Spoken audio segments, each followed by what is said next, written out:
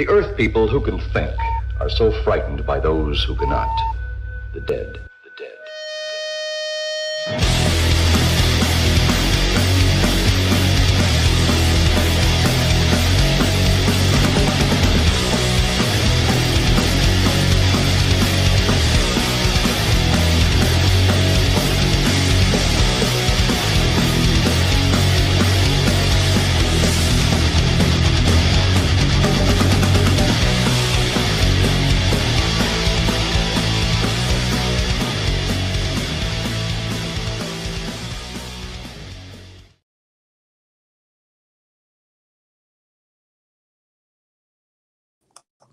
Hey everybody, we're back. This is episode 4 of Viral Venom. Tonight we have a couple of really cool guests that I think you're all going to be excited to get to know tonight. But first, we have to give a special thank you and shout out to Michael Claude Thomas and the B-Movie Monsters for allowing us to use their song in our intro. It's called Plan 9. You can find it on streaming platforms all across the universe. And I think you should download it right now. Thank you again to the B-Movie Monsters. So tonight we have a couple really cool guests. We have Al Burke, who is an actor and pro wrestler. He spent time in the WWF wrestling some of the greatest iconic legends that you can think of. And he's worked in countless films. He worked in The Wedding Singer with Adam Sandler. He worked in countless music videos. He's worked with Eminem, Toby Keith, Cardi B, and pretty much everybody else that you guys can think of. There would be way too much to go over in this interview, but we're going to try to get to as much of it as possible.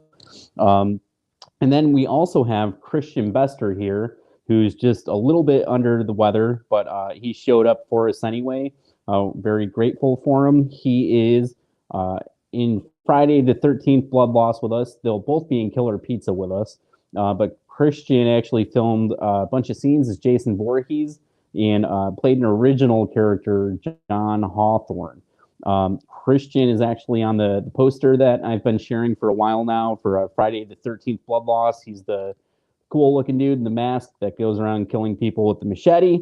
And without any further ado, we're going to start bringing these guys out and talk to them, starting with the super amazing Al Burke.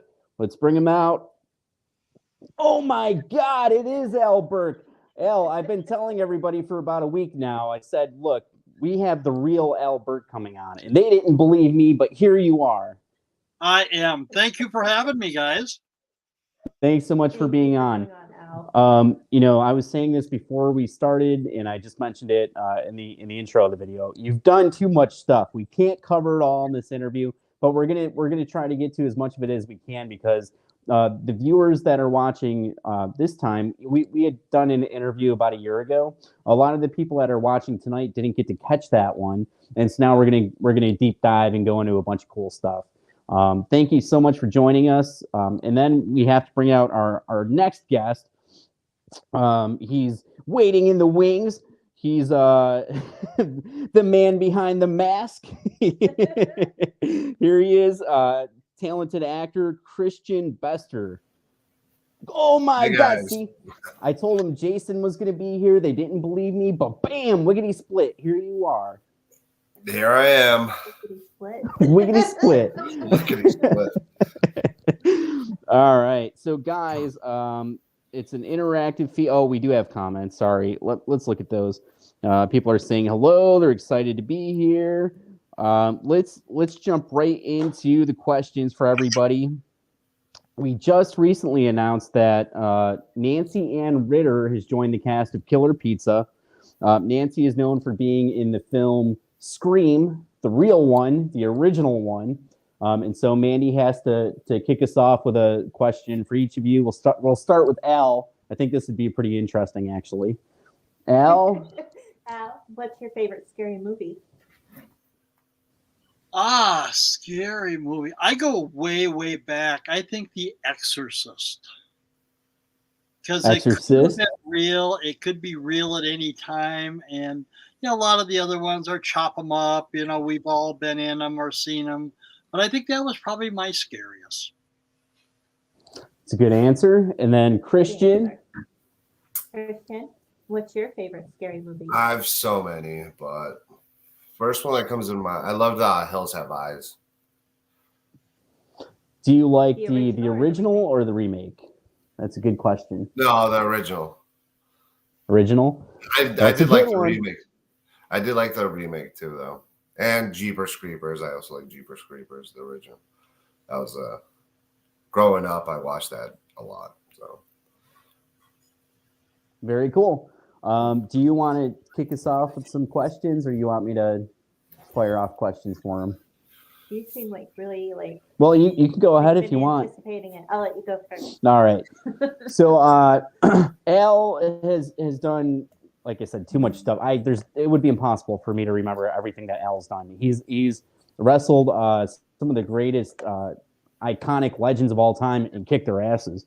But we kind of wanted to we want to jump into that. So Al, you wrestled literally the biggest guy in the sport, Andre the Giant. What was that like, and how did he survive? I wrestled Andre twice. It was him and Haku at the time were Colossal Connection. First time I went in against them, they were not the tag team champions of the world. The second time they were. So that was even a little bit more intimidating. But as soon as Haku took me over to Andre put his foot up on the rope. He smashed my head in there. I thought, Andre's coming in. I'm getting the heck out of here. And Haku and I still joke to this day. I go, I don't get paid enough for this. Bye. And I ran over and tagged off. And Haku still remembers that. Nice guy. But, yeah, Andre was never expected to live as long as he did with his Giant's disease. So that was kind of sad. And he came home from his dad's funeral and died that afternoon, according to the stories I heard. But, going against the biggest, baddest guys in the whole world, I mean, not just the U.S., but the world, was pretty dang cool, I got to admit, especially looking back. Right, and they had to really be tough, especially back then, going into those different territories and wrestling in the Japanese circuit and all that stuff. You really had to be the real deal. I got one trip to Japan. It took me about a week to walk correctly. I had to give the guy something to kick, so I gave him my front leg, and he definitely kicked it. But my opponent there spoke no English. So, it was a challenge, and, it was interesting. Let's put it that way. So that was in the WWF that you wrestled Andre. For the people watching that might not know, it wasn't in the independent circuit or anything like that. Al was the real deal in the WWF and wrestled the biggest stars. So if I could correct me if I'm wrong, I believe that you told us that Hulk Hogan actually brought you in and kind of got you started with wrestling. That's correct. Friends of mine knew Hulk, took me over to his apartment to introduce me and also to get we were all going there to get feedback on pro wrestling and everything from the Hulkster. And he told us where to go to school and how to train, things like that. And I walked away from that meeting going, no, that's really stupid. I can't do that for a living. And my friends went off, had a great time. They'd come back and go, oh, yeah, we were just in Japan. We were in Hawaii. We were in Europe. We're in Australia. We work for 20 or 30 minutes a night, and then we party all night long. And pretty soon I started thinking, you know what? 2 years of listening to these stories, that sounded pretty good. And it took me that long. And I ended up outlasting all three of their combined careers, my friends that got me in. So, yes, I was very blessed, and I had a good run. I believe you also had tag team matches with the Road Warriors. Road Warriors, I was their very first match with them when they came to WWF out of WCW. And I used to work out at their gym because we all came out of the Minnesota territory. And so, they called me over and go, sorry, but it's going to be a rough night. We're just coming in. This is our debut. It's going to be brutal. And I basically, pardon my language, told them, "Fuck you, bring it, boys." And see the match on on YouTube and stuff, and it looks like they're just ripping me apart. But those guys were true pros. I mean, they knew their stuff, and yeah, I was very blessed to work with them. And now, sadly, they're both gone again, like so many of our old time friends. In your opinion, are they the greatest tag team of all time? No, I wouldn't say greatest, because I would say toughest, maybe.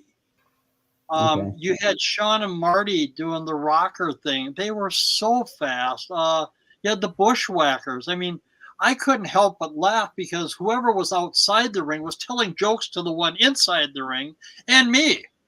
And I was laughing while boom, boom, boom was happening. And but a lot of those guys, I mean, true pros. I worked with Hart Foundation, Jim the Anvil Neidhart, and Bret Hart. And Bret was probably one of the greatest technical wrestlers of all time.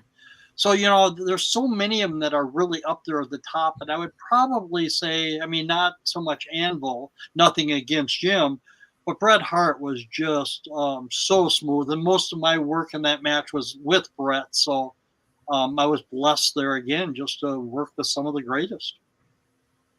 So I'm trying to take it easy on Krystian tonight because I know he's a little bit under the weather, but he's been kind of quiet over there. Krystian, growing up, did you watch the WWF? And if so, did you have a favorite? I watched WWF. Wrestler? Yeah, that's my time frame was WWF. I was in third grade. The Rock, Stone Cold Steve Austin, all that. That was back in 2002. Very That's cool. right about the time they changed the name. Yeah. So that Very was cool. So yep. No, go ahead. Sorry, there was a little delay at the time. Yeah, but no problem. Sorry about that. When I was younger, I was very into wrestling.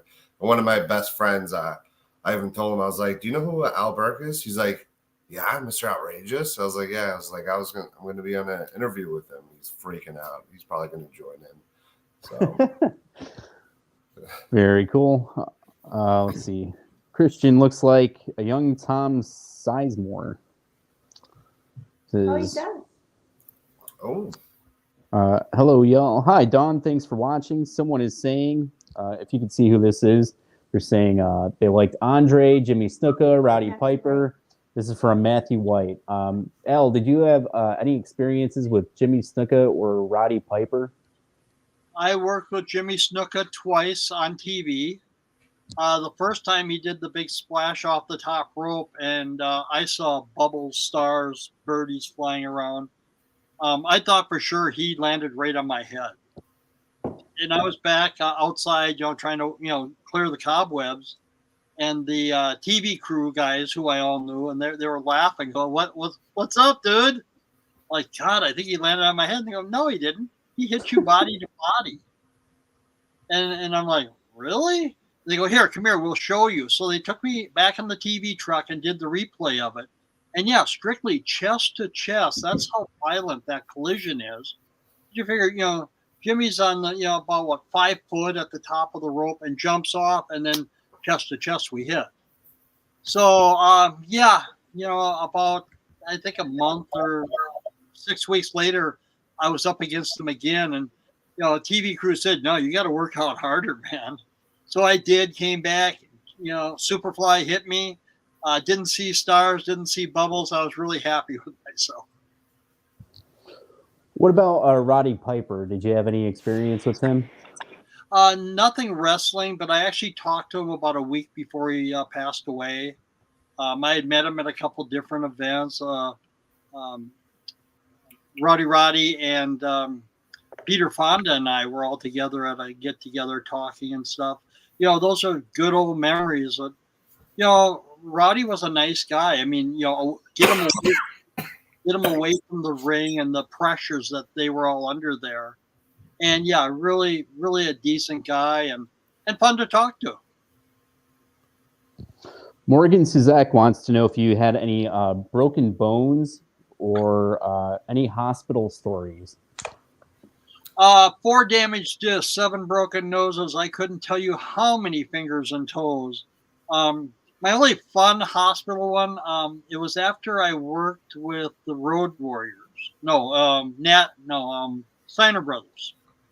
Went back to Florida, and I cheated on the flip going off the shoulders and blasted my knee into the mat. I ended up going to the hospital that night. I wasn't going to check in because I was just looking for a syringe so I could drain it myself. And, had a little bit of trouble, but, being resourceful, found one, ended up taking 27 cc's out of my knee that night. Wow. So it blew up pretty dang good. So that's my big hospital story. I don't like hospitals. I've been blessed. I mean, I've only got my head cut open once bad. Took 9 staples to close it from a chair. No big, cut marks, things like that, because that's not what we believed in as pro wrestling. So, I try to stay away from doctors and hospitals because I try to be healthy. There you go. So the comments are kind of pouring in. Everybody wants to know if you worked with their favorite wrestlers. But let's get to know Krystian a little bit, and then we'll jump back to Al. So don't worry about me. I like listening to Al too. All right, we'll stick with Al then. Forget it. Krystian's back there. Al, did you have any experience working with Ricky the Dragon Steamboat? Ricky was not in the WWF at the time. I've met him since, and we meet up in Vegas every year. In fact, any of your people that are fans can also come to our event in Vegas. We have a big banquet, 2 nights, give out awards. I won my 2nd award through this organization last year, which was the Real Award, REEL, for all the stuff I've done in Hollywood. And I told people when it first got brought to my attention, the number, the guy with the most wins of the Real Award and the most parts in Hollywood was Judo Gene LaBelle. And number 2 was Rowdy Roddy Piper. So, it's like, okay, those are 2 pretty big name guys. Wow. And then they go, you're right in between the 2 of them with your credits. Well, wow, okay, I'm a little intimidated there because these guys are legends, but I guess I've been around long enough where I'm kind of getting that status. But, my whole thing when I first started in acting was I just wanted to be a working guy. I wasn't looking for the big parts. I didn't want to be the big star. I just wanted to be a guy that everybody saw him and had no idea what his name was. And I guess I kind of achieved that. So you mentioned the wrestling shows. You actually do some of those shows as Punchy the Clown, right? I've done a couple. The last one I flew to Florida. I think it was the Tampa, St. Pete area, and did a show down there in the humidity of Florida, which I'm used to because I did a lot of time in the Keys. But yeah, in a full Punchy outfit. Punchy wears a sumo suit under his other suit with the full mask and stuff. So I probably lose at least 10 to 15 pounds in the first 10 minutes wearing that outfit. So Punchy the Clown, we haven't mentioned until now, is like a whole nother floodgate that has to be opened, I think. It's like another layer on top of another layer. So we'll come back to that, and we'll spend a good several 10 minutes or something on Punchy. So before we kind of segue into some of the other stuff, we're still getting questions about the wrestling.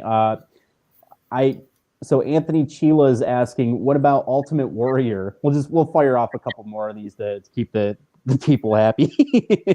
One of my worst nights in the ring. Warrior was so unbelievably strong. Everybody thought he was on steroids. I don't think he was. He was on growth hormone, which is probably even more dangerous. But he picked me up and pressed me over his head like I was a 10-year-old child. And I was 240 at the time. I didn't help him. I mean, just boom, I was up there. And back then, he stepped out, dropped you behind him, hit the ropes, body splashed you, picked you up, threw you out. He jumps out of the ring, throws me over his shoulder, and runs back to the locker room with me over his shoulder. At 240, I mean, that takes, some pretty good strength there. But yeah, Warrior was an animal. Wasn't the greatest wrestler when I worked with him. Tried ripping my arm out of the socket. I mean, for real. It's all over YouTube, so you can see it. At the time, Ricky Rude and Ultimate Warrior were working their stuff, for the WWF. And Ricky and I were really good friends, traveled a lot together. And I come back and Ricky turns to me and goes, dude, that was just all wrong. Like, hey, I'm just doing my job. That's all I can say. But yeah, Warrior was one of the biggest names out there. He came up quick. He was a monster. Let's put it that way. He wasn't the biggest guy. I mean, I think legitimately he was like 6'4". But I remember looking at his skin afterwards. And you could see through his skin, you could see the fibers of the muscle underneath. And his skin was also a light greenish color, which means probably his liver was shutting down because, I mean, all the stuff he took. And, he would go through one of the biggest bottles of amino acids every week. It was just, but, that's what Jim wanted. He ended up dying a, big monster guy. And, he made it to the top. Let's put it that way. Very cool. So we have questions pouring in for Al. We actually got one for Krystian from Morgan Suzek. He's saying he did a little digging. Krystian looks like he's pretty new to acting. What made him want to get into it? I always wanted to get into acting, but after high school, I went into the Marine Corps, and when me and my buddies were in Afghanistan, we would make stupid little movies just for fun when we had nothing to do. But when I got out, started a family, had a bunch of kids, and then just one day, last year in October, I just decided to take the leap and do a couple auditions on Backstage, and things just started working out. And luckily I've been able to be in 10 projects now. I'm filming a TV show, like a 1-episode reenactment TV show tomorrow, and things are having agents and manager, so things are going well. And Anthony helped me out with that too. I was lucky to get the role, on Friday, and then things worked out being Jason too. So, things are going well. Congrats. Thank you very much. So we have a follow-up. Krystian, are there any roles in particular you would want to play?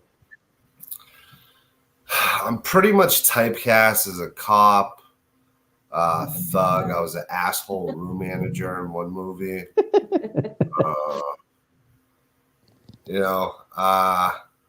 I always thought I would get into comedy.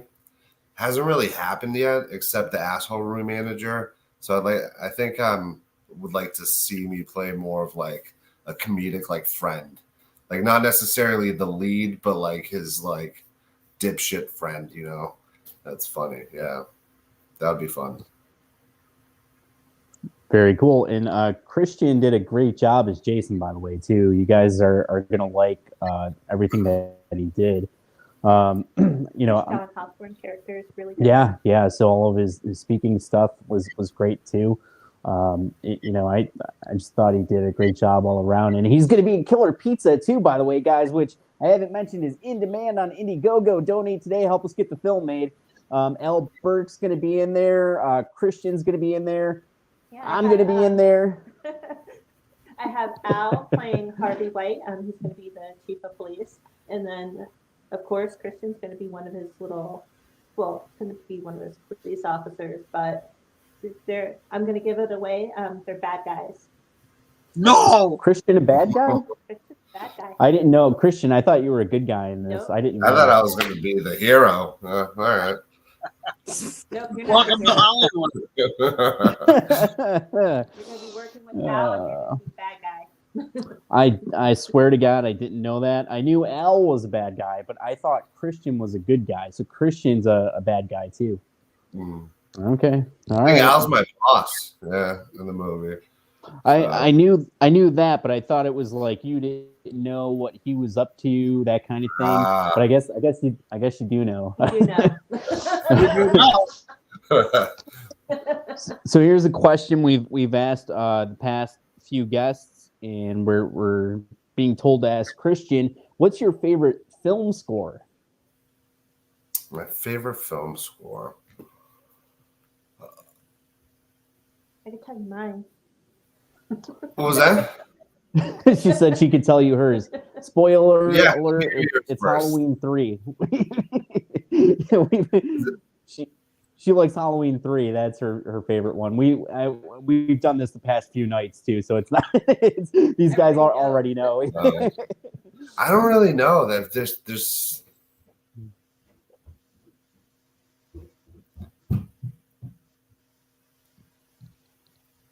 I like the original Friday the 13th, so that was Very cool. All right, yeah, it has a cool little background to it. What about L. Burke? What do you have a favorite film score? I like John Williams. Everybody does. So I've gone to see him a couple times in concert. Oh, cool. One time Steven Spielberg came out on stage with him, so that was pretty cool. I'd like more of the big band where, the big money productions, which most of us are never going to get to do anything but buy a ticket for, but that's life. But, a lot of them are catchy or scary, things like that. And that's cool. But, having been in so many scary movies now, I'm kind of immune to most all of it. So that's why I look beyond to the bigger stuff. And like I said, going to see him at the Hollywood Bowl, John Williams, a couple of times. And start branching off more on things like that. I go to, different events where they will show the movie and play the whole score. And those things are kind of cool. So I'm, going beyond the little road and going into the bigger. Did that make sense? Yes, sir. We have a question for Krystian. Please pardon my ignorance if I mispronounce something here, because I don't know anything about this stuff, and I'm the first to admit it. Krystian, what was your MOS in the Marine Corps? 1833. So amphibious assault crewman. It's basically asking what job I had in the Marine Corps. It's big tanks that go in water from land to sea. Yeah. Very cool. There you go. Yeah. Did he do something like similar or? No, he was an airplane technician, a mechanic. Oh, okay. Very cool. Guys, if you have any questions for Al Burke, Krystian Bester, Mandy, or myself, let us know in the comments section. I believe I missed some questions. Kind of wanted to give some screen time to Krystian down there. So Kirk Douglas was asking what Al's ring name was. His ring name is Mr. Outrageous in the WWF. I also did a little stint of Dr. Feelgood with the UWF, but the owner of that company, Herb Abrams, overdosed on drugs and died after we did our show at the MGM Grand Garden. And so I kind of let that name go with his death because he came up with it. And, that was kind of sad because I was looking for something new and fun. But, yeah, Mr. Outrageous has been around for many, many moons. That was from Kurt Douglas. Thank you, Kurt. Next question I missed was from Anthony Chila. Al, what did you think of the film The Wrestler with Mickey Rourke? It sucked. The movie was more about Mickey Rourke being a boxer than a wrestler. They did the switch because boxing is not as popular as wrestling. The people that do the head cutting, the slicing, the razor blades, all that stuff is mostly the the Southeast. Why? Nobody knows. They fill every single match. They got to bleed all over the place. Like I said, we were out there to wrestle. We weren't out there to do stuff like that. I mean, it happened, like I said, once badly to me. But, I couldn't quit. And I had blood running down my face, down my chest, onto my trunks. I mean, that's how much blood I was losing. And there was actually a nurse there. I'm like, oh my God, I can see your scalp. You got to go to the hospital right now. I'm like, no, I'm busy right now. I'll go later tonight. And it was like 4 hours later, I went in, and that's, of course, the doctor was being an asshole. And he goes, oh, you're a pro wrestler, so you don't need Novocaine. Snap, snap, snap. Putting in the staples, and then it wouldn't stop bleeding. So he had to put staples on top of staples, which hurt even worse. But, it's like, yeah, whatever. Be mean to me. I don't care. I had staples before. They're no fun. There's just so much to go over, and we're already 36 minutes in. Al, you're on Cardi B's newest album cover. How does that come to be?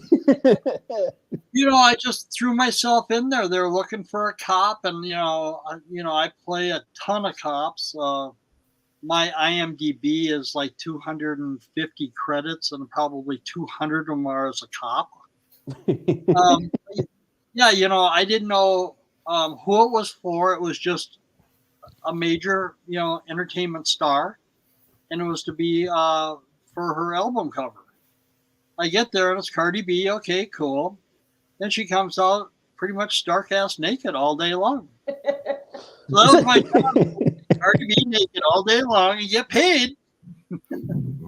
But it was funny because the lady who was doing the photography on that shoot, her and Cardi were arguing, and Cardi says, if you cannot make me, because she wasn't quite, she had a little what they call the snatch pad, so a little bit covering, and she had no hair, so just basically covering her lips down there and just her nipples. Because we were shooting, we were in a courtroom, but then we were outside on the steps. So we had people looking, going, oh shit, there's Cardi B's tits. But yeah, my job is not to look at her. My job was to be the cop, all that stuff. So, I looked at the pictures later. I'm like, oh yeah, wow, okay. The things I get paid to do in this town is unbelievable, huh? For everybody watching at home, you can't get this on cable. Donate to the Indiegogo campaign for Killer Pizza today. So Al, you were in multiple Eminem music videos. What was that like? Here's one of his belts. He promised he'd show off one of his belts before we went on air tonight. I got a few. Having won 16 of these is what I'm stuck at now. And you have them all there? No. Most of them I had to give back. The last one I showed was the very first one that I won. And then when I left that company, I had to relinquish the belt, which is no problem. I just walked away. But then the company went out of business. So the owner called me up one day and says, you were the longest reigning champion, so I'm going to mail this belt to you. Oh, cool. That's nice. Okay, cool.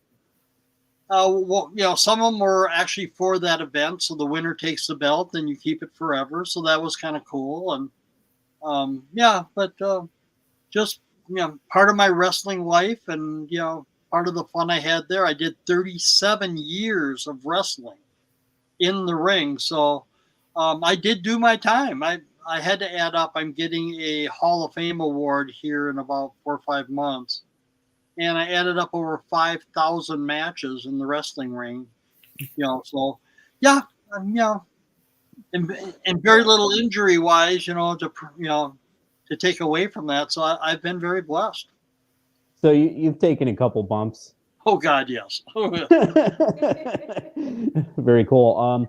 So yeah, I just wanted to throw out for some of the music stuff, throw it out there. So you worked with Eminem a couple times, at least a couple times. Yeah, the first time was Without Me, and that was his comeback video, and that one in the song, the beginning part is Look Who's Back, and I'm playing the pro wrestler there. But then later in almost the end of the video, he says the best thing since pro wrestling. and I'm there hitting him, but he wouldn't let me hit him because he said I was too intimidating. So he used the sumo wrestler who I was there with, a friend of mine, and then superimposed his face on his. So I'm like, yeah, whatever. I don't care. It's like, we've learned, not to hurt people unless, you're paid to hurt people. Pro wrestling, we really try hard not to. So we avoid that at all costs. As far as boxing, karate, no, we were there to hurt you. And, that was the name of the game. So even the bare knuckle fighting I did, there was, no mercy in that kind of stuff. But as an actor, you learn too, like even putting handcuffs on, you got to be careful because a lot of them can't take this, the hardness of the cuff on the wrist. That will leave a mark and a bruise for quite a few months. And, so we got to be careful doing that. And, a lot of them are prima donna crybabies. So, we don't want to hear it. So, we have to behave. So you've worked with every major musician ever. And so I have a saying that I kind of tell people that I know. It's if you make a music video and Al Burke isn't in it, I don't think you actually made a music video. Way back when I was in New York City at MTV out there, and they were teasing me. They go, you're on more times than any of the bands are because you're with all the different bands. So they gave me a whole bunch of swag. So I still have some of my T-shirts and stuff. It's cool, old school. MTV when they really played music videos, kind of miss that. But yeah, the different ones I've got to work with, they're again very blessed. It's been fun. I mean, I go from like a Lindsay Lohan to a Marilyn Manson to, things like this, LMFAO. Yeah, what a crazy journey that is. And I was just telling somebody, I says, we have to live their life because they're basically vampires. They sleep all day, they're awake all night, they play their gigs, and then they go party all night. So many times we would see the sunrise shooting music videos for them, which was okay. We had fun, minus any alcohol, but, it was all good. We would have to do a dedicated show on each artist. Al Burke with Lindsay Lohan, Al Burke with LMFAO. So, yeah, I'm glad you mentioned a few there just to give people watching an idea. There's no way that we could cover it all tonight. We knew that coming into it. Al, we haven't mentioned one of the big ones. You were in The Wedding Singer. The Wedding Singer. The Wedding Singer. I mean, it was funny because I auditioned for it, and it was actually for David Lee Roth. It wasn't for Billy Idol. That was changed later.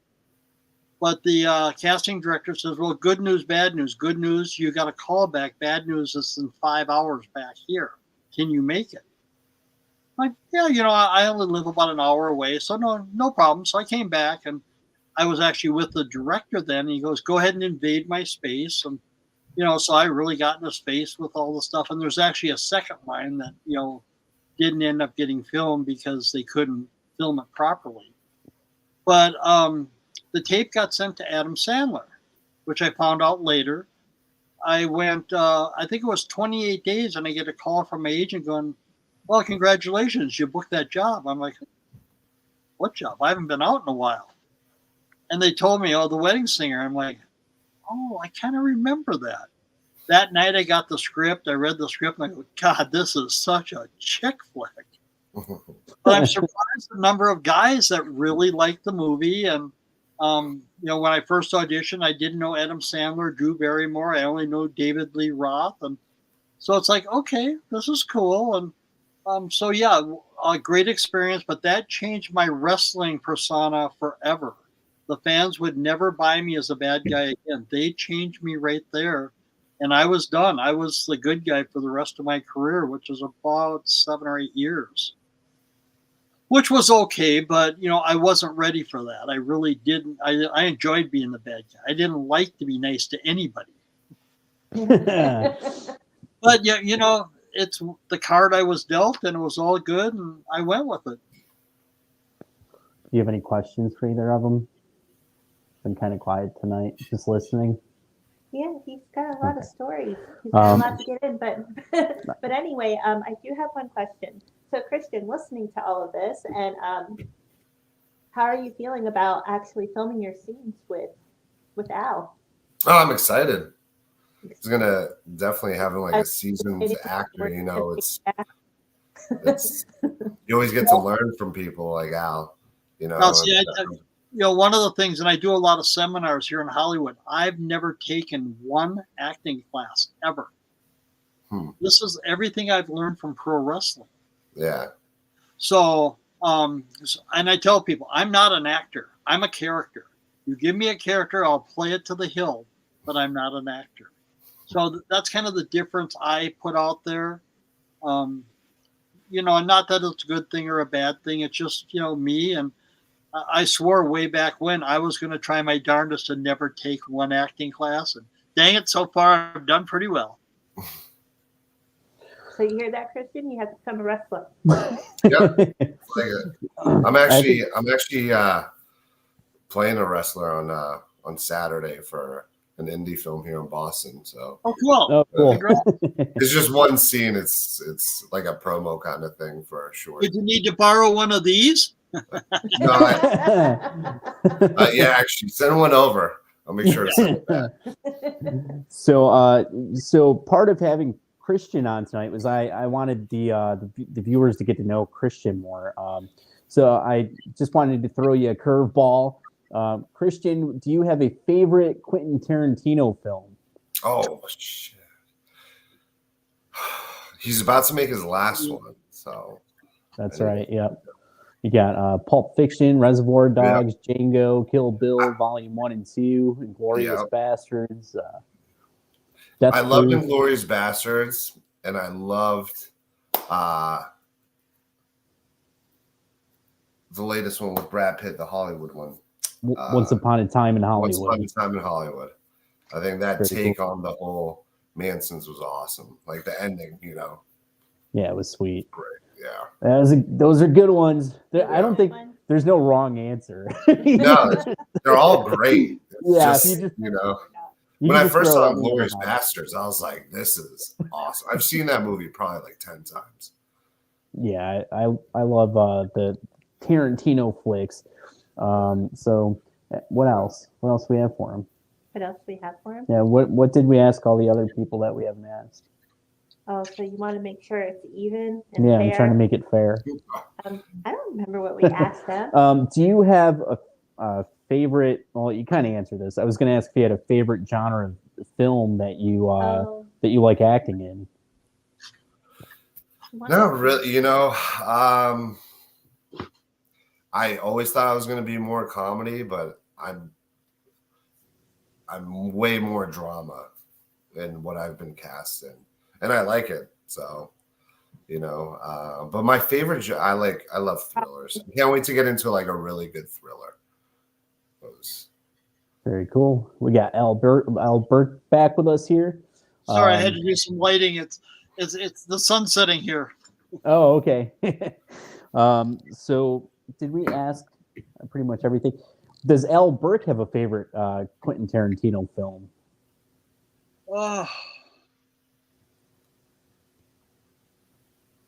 Can't think of one off the top of my head. We got Pulp Fiction, Hateful Eight, Django, Once Upon a Time in Hollywood, Jackie Brown, Death Proof. None of them. all of them. I watched part of them, and I don't think I ever could really get into them. Okay. I don't know that I finished any of them. Okay. Just something we've asked everybody, so that's all right. Definitely not a plug for his movies. So we've barely grazed the surface, I think, with wrestling and acting and the music and all this stuff. I have to throw out there that you also, and correct me if the verbiage is wrong, if I'm not, but you had this like huge cult following for the Punchy the Clown stuff too, on top of everything else. So you came into Killjoy on the third film, right? That's correct. And so you've done, I think, 3. Does that sound right? 3, and then they did a mix mash to make a 4th one of all the different things. Maybe it was outtakes from other ones. I don't know because I didn't see it. Oh, okay. Yeah, we shot that for Charlie Band with Full Moon Productions. Killjoy 3, we were put on a plane to Hong Kong, took a train into China to film Killjoy 3 there. So definitely a little intimidating. Here you're going into a communist country, you have no idea, things like that. Some of the people spoke absolutely no English. Some were very good. So yeah, there were some challenges there. Punchy was created just for me by John Lachago, who wrote Killjoy 3, 4, and 5. So that was kind of fun, but I always took Punchy as being a dumb clown. And in Killjoy 5, which is Killjoy Psycho Circus, well, 4, Punchy starts coming out kind of his shell. Killjoy Goes to Hell is number 4. And one thing about Punchy is I only speak in Carney, which is the carnival language from way back when, and that's pro wrestling started in the carnival, so that's where we picked up the language, and kind of like a pig Latin. But I would keep talking, and then Killjoy would be just like, I don't understand a word you said. And then the mime would start miming what I said. So Killjoy was all flustered by all of us. But, it was a fun relationship with Killjoy. I think Trent Haga, who played Killjoy he played it in 2, but the director didn't let him go off the rails like John Lachago did. Anybody who's seen it, I remember sitting there in China going, God, this guy is really good.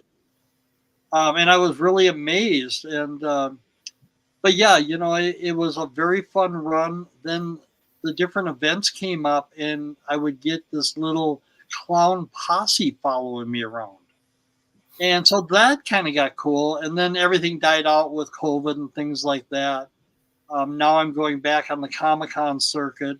So, but we haven't seen a big resurgence for the Killjoy characters, much less Punchy. So, watching it closely, gonna see. But yeah, I kind of liked the whole little clown posse, and they would come to these different conventions, and we get a big group picture, and it kept growing, and the word was traveling. And yeah, like I said, COVID hit, and the posse kind of went away, and so did Punchy. Now, Punchy has signed a movie deal, which I think is being filmed this summer. Originally, Punchy was supposed to wrestle, but this is in Clown Motel 3. But I think that script has changed, and I haven't gotten a final script on that one yet. So waiting to see. But yeah, I'm trying to bring Punchy back for some more fun. Very cool. So I guess you can answer this a couple different ways. But what do you have a favorite Killjoy movie? Either one that you were watching it, or I go with Killjoy 3. I think that was number 1 because it was in China. The sets were fabulous. We got there, the sets were built, painted, and then John Lachago, the director and creator, was like, no, I want this. So he went around and started having them redo it to what he wanted. But when you look at Killjoy 3, the amount of, sadly cheap labor because it was Chinese, but yeah, it looked fabulous on the screen. So I really, really am attached to Killjoy 3. Very cool. Do you have any questions? I don't have any questions. I do want to thank you guys so much for being a part of Killer Pizza.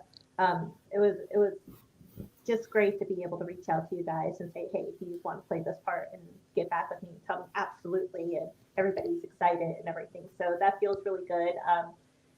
This movie, we're going to put everything we can into it, and it's going to be a great time, I promise. But thank you so much, Al, for getting back with me so quickly on it, and especially Krystian. Krystian was excited. I don't think I'm supposed to tell you that, but he like screamed like a little girl. I was like, ah! No, he didn't. Whoa, a little schoolgirl scream. So we have Friday the 13th Blood Loss is live and in demand on Indiegogo. Krystian, of course, is filming several scenes as Jason Voorhees. We go back to finish filming in a couple months. You only have 10 days left to join the cast because we have to wrap that up. We're going back to film soon, and we want to have everything nice and neat. So if you plan on joining, do it now. If you're able to donate and help us get the finishing funds that we need to get that one made, please donate. If you can't donate, share the campaign link. If you look hard enough in the film, you'll see Al Burke on a missing person photo in that movie as well.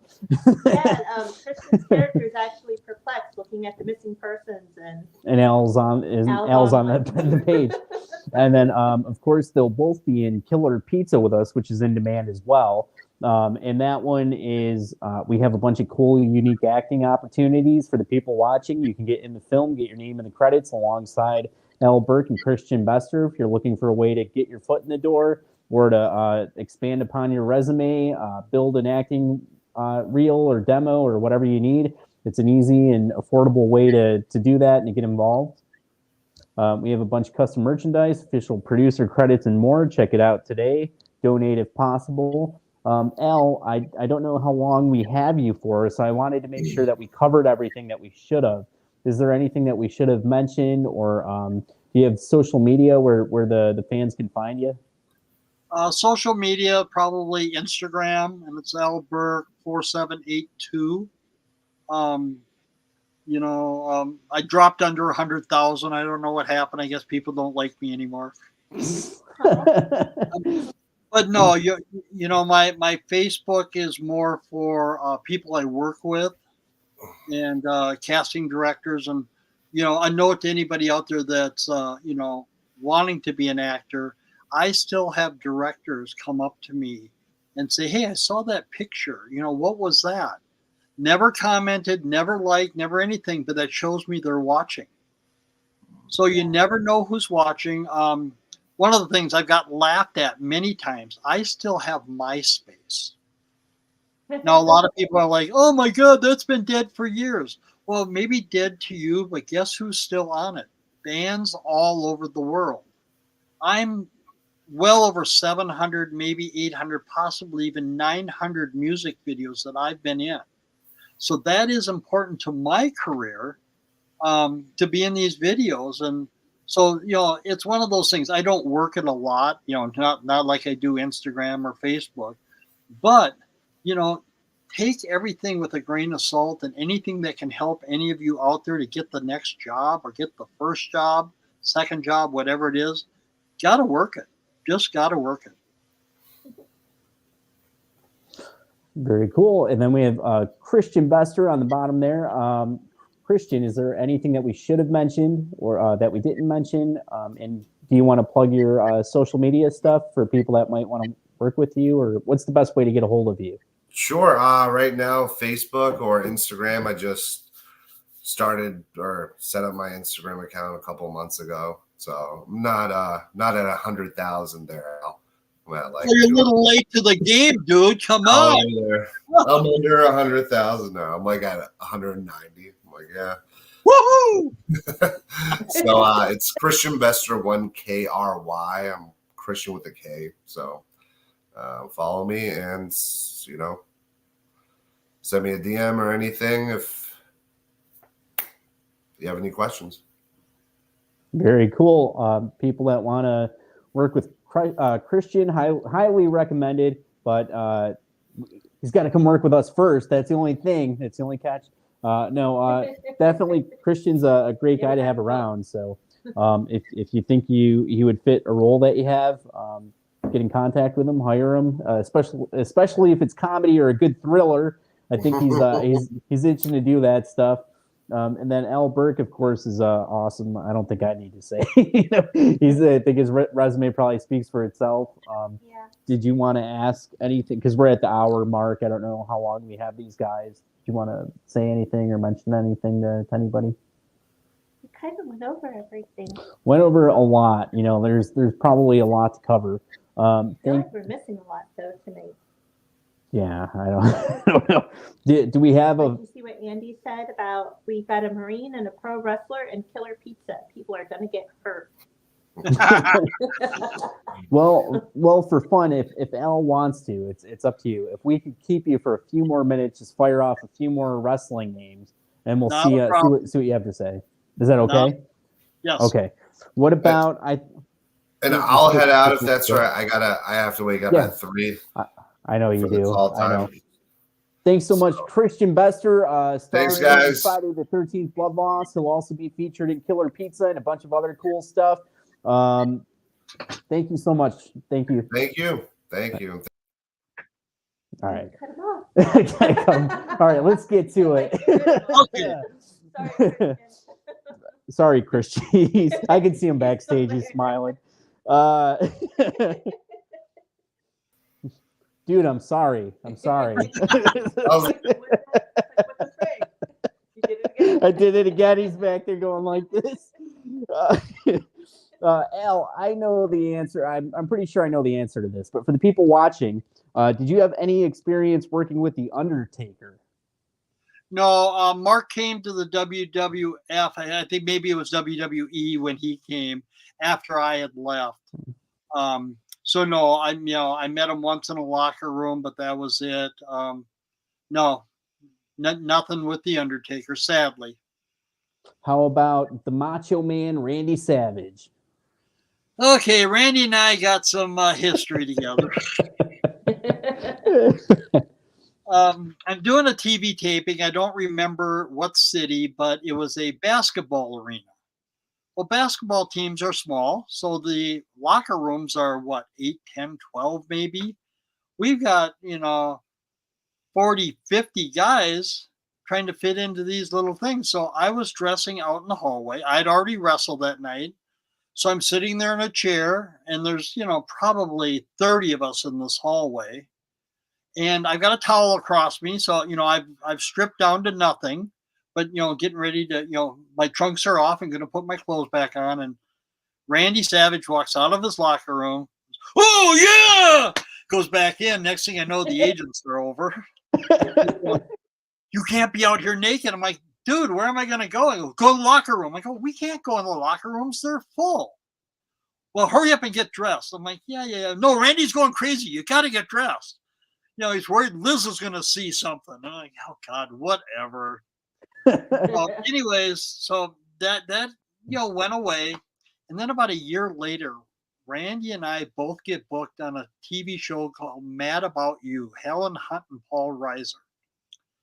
Well, one of the stars in the show is going to become a pro wrestler, and he dresses up as a gorilla. Why? God, I don't know. But anyways, I face him first in the ring, and he beats me, and then he goes on to face Macho Man. Well, I came, they did my part one day and Macho's was the next. So I showed up anyways. It's like, no, Randy's a big name and everything. And at the time, his girlfriend was Frankenstein, which he was no Frankenstein, believe me. Yeah. But I'm sitting on the little stool that we use like in the boxing ring. And the regular ring is about this high. And I'm looking up seeing, oh, yeah, every part of her from the bottom up. And I'm like, oh, shit, if Randy sees this, we're fighting. Took my chair. Randy never saw, but Randy was extremely jealous, and I didn't. It was a big spot for me. It was a guest starring role on the hit TV show, and I just picked up my stuff and moved because I didn't want the problem. And not so much I care about me, but I care about my reputation. And if this company who's hiring me thinks I'm a problem, guess who doesn't get hired again?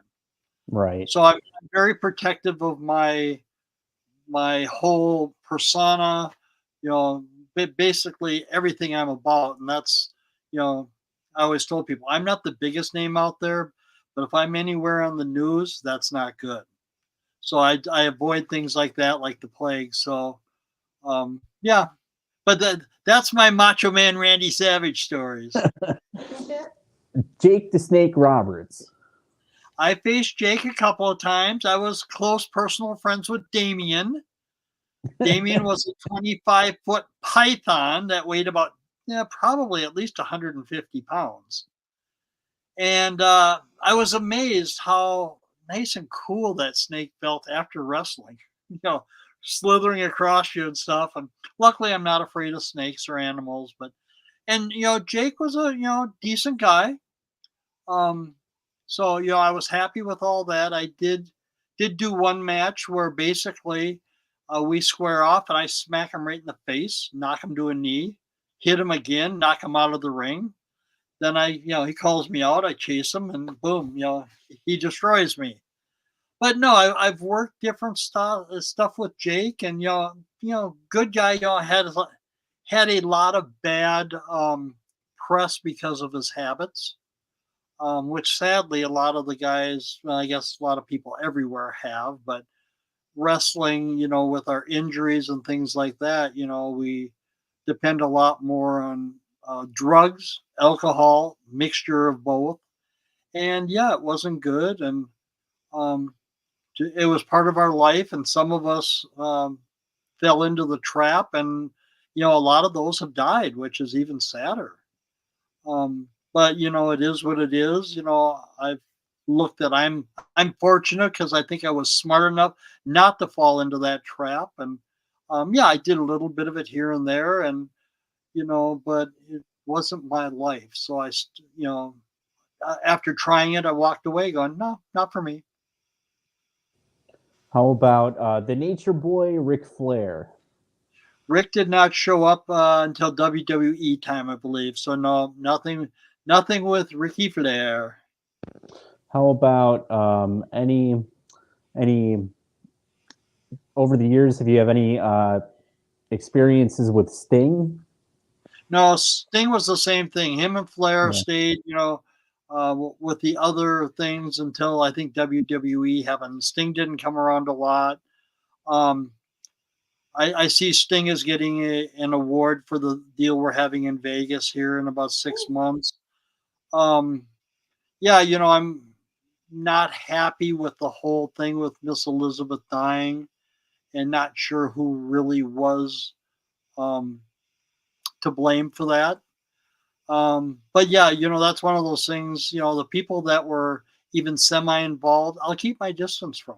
I'm not going to judge you, but I don't have to be your friend. Did you ever get to wrestle Hulk? No, sadly not. Hulkster was on the top tier, shall we say. Yeah, I would have loved to have. But no, I was nowhere near that capacity, and I understood that. I also knew that I was there during the steroid era where, the monsters were truly big monsters. I tell people that Sean and Marty Jannetty, the Rockers, Sean was about 1.5 inches taller than me. Marty was the same size. They looked like midgets out there. Granted, great athletes, high flyers, all that kind of stuff. I couldn't compete at that level. So that's why I went and worked for so many of the little independents where I was able to thrive and win, 16 different championships. What about the Junkyard Dog? JYD, no, I saw him one show, but never even talked to him. How about the Honky Tonk Man? Yes, Mr. Wayne. Travel a lot with him. Quick story. Now, I hadn't worked with him yet, but when we do our TV taping, they have a beautiful buffet before we, like a luncheon buffet before we go to start wrestling that night. So, me and my guys, we traveled in, don't remember where it was, but, normally I would rent either 1, 2, or even 3 vans to bring all these guys to whatever this town is we're going to work. And Honky walks up and we're all waiting in line. He, not that he butted in line, but he walked up and said something to the cook. And he goes, well, I'm not like these guys. I'm not here for a free meal. And I'm thinking, you asshole. We're here to put you over, make you look good. Right. Well, then later I ran into him on, the different circuits and stuff. And, he's a cocky sucker. I'll give him that. But, then again, he can walk the walk and talk the talk. So, I guess he's entitled. But, we kind of became friends, and I saw him a couple of times at the Big Vegas get together, and had some nice pictures with him, had some nice conversations, and it was all good. What about Doink the Clown? Which one? The original. The original. I'm trying to think. That wasn't Steve Carnes. I forget who that was. Was it I faced a Doink the Clown about a year after they left WWF. Okay. So it was a Matt Bourne, maybe. Yeah. That's brain. But anyways, I never had the chance with the WWF, but I faced him in a different match and ended up beating him. So that was my big tribute to Doink the Clown. A picture real quick? Yeah, go ahead.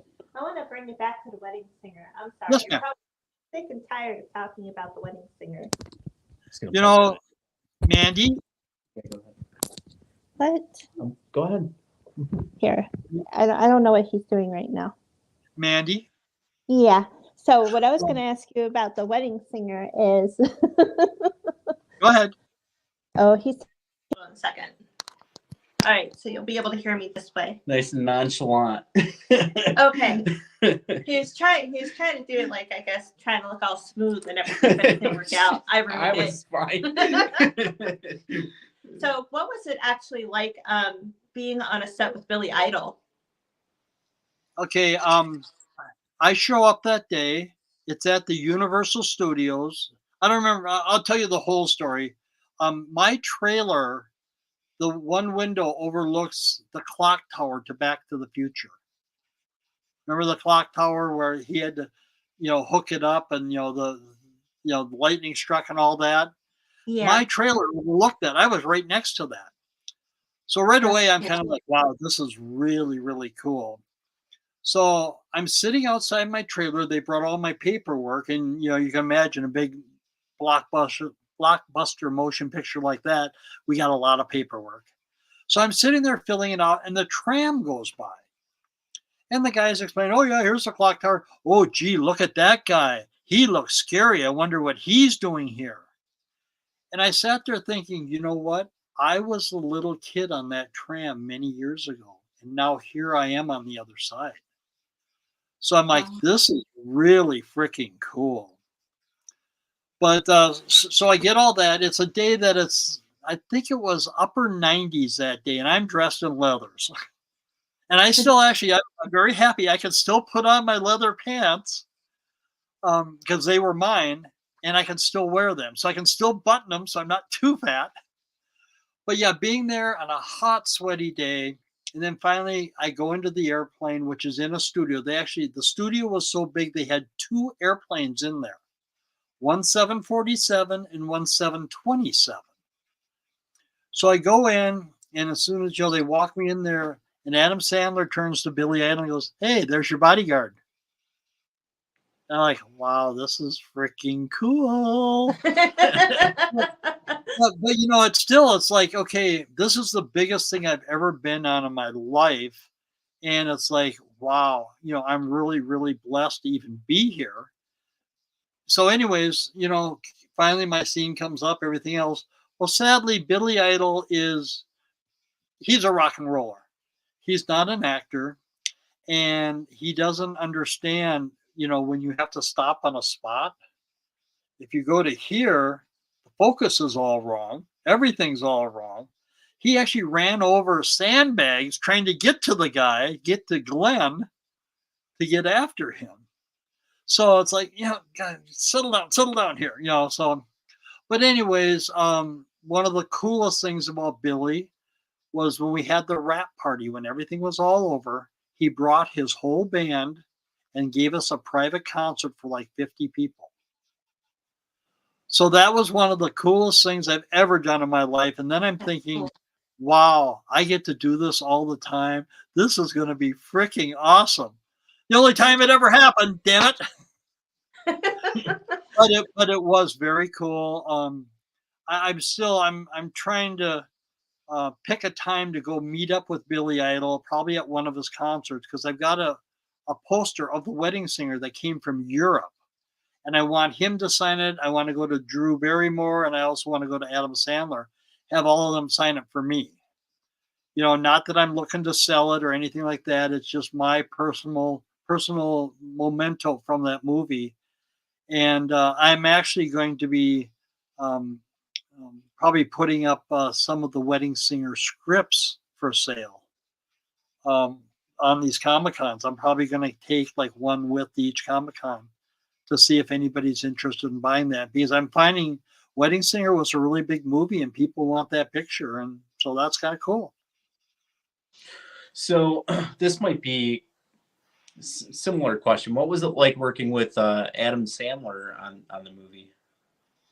Well, everything that happened on the set, I mean, everything is so precise, as you can well imagine, because you've done movies and you're doing more. Didn't get much of a chance to do much of anything. The wrap party is where Adam Sandler was telling me, he goes, dude, you're really funny. I'm like, me? No, you're funny. I'm nobody. He goes, no, I watched your reel, and that's why I hired you. I'm thinking, wow, this is, kudos to me, I guess. So he liked what I had in there, and it was all good. And, I never got another part from him, and, nor, does he owe me anything? No. But, I just thought, wow, that's pretty cool. Adam Sandler personally picked me for that part. Yeah, wow, neat. So, but that was, other than seeing him at the rap party when he was playing with Billy's band. Oh, I didn't mention that. Adam Sandler played every single song with Billy Idol's band and Billy. I had no idea Adam Sandler was that good. He kept up with them, no problem. And yeah, it was truly a great show and fun. But that's the only chance I got to talk to Adam, was a little bit there, and that's been it. So, keep it professional. I don't want to be a stalker or anything like that. But yeah, it was a highlight of my career. Huh? So what about I know we can't keep you forever, but what about Drew Barrymore? She had cleaned up at the time. Poor Drew had a lot of tough roads, substance abuses and whatever all she went through. But during that time, she was sweet. She was on point, and yeah, really fun. I mean, I wish my part was more with her. I mean, I helped Robbie and Julia get together.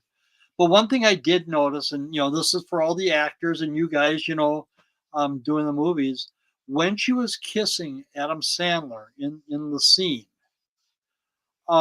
it was amazing, because you could tell when they yelled cut, she was so into it, eyes closed, that she didn't hear cut. She was still thinking kissing. So, and I remember seeing that going, wow, she was, and not that, she was like in love with Adam Sandler or anything like that, but her character was.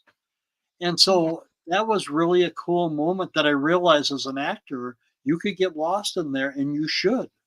So anyways. Very cool. We can't keep them on forever. Go ahead, keep going. I got time. What's that? Whatever you guys need. Well, we like having you on. I mean, I think you know that. So we, you're always welcome to come back on. There was no way that we could barely, there's no way that we could get to everything tonight. Everybody watching probably thinks like, wow, that was a lot, but that's, we barely covered anything, I think, because there's so much between, everything that you've done.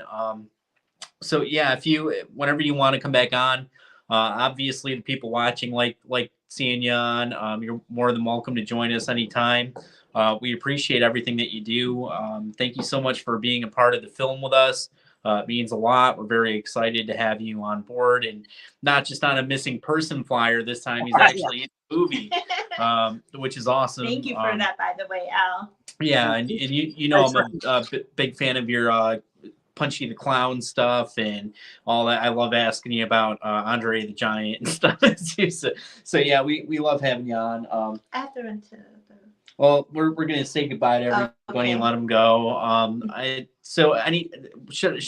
think we covered everything. Is there anything else that we should have said? Or I'm, well, whatever you guys want, need, we can do this all again. We can go deeper into everything. We can go deeper just into wrestling. I mean, that's your guys' call. Whatever I can do to help you. Thank you so much. You so Yeah. much, So tonight was just a taste for the viewers out there. Follow Al Burke on social media. Donate to the Indiegogo campaign for Killer Pizza. We have a bunch of acting opportunities to get yourself on set and get your name in the credits with Al Burke. And I mean, I don't know what else we could do for you. The guy's done everything. You're working with the best here. Come on, Al. Thank you so much for everything. We'll get you back on soon. I hope every day, honestly. But yeah, we'll get you back on soon. And for all the viewers out there, thank you for watching us again. Thank you, everybody. Thank you for sticking with us and checking out the show tonight. And we'll see you guys tomorrow night when we're live at 9 p.m. Eastern with actress and producer Christina Lafser. Thank you guys so much. Have a good night. Thank you. Good night, everybody. Bye.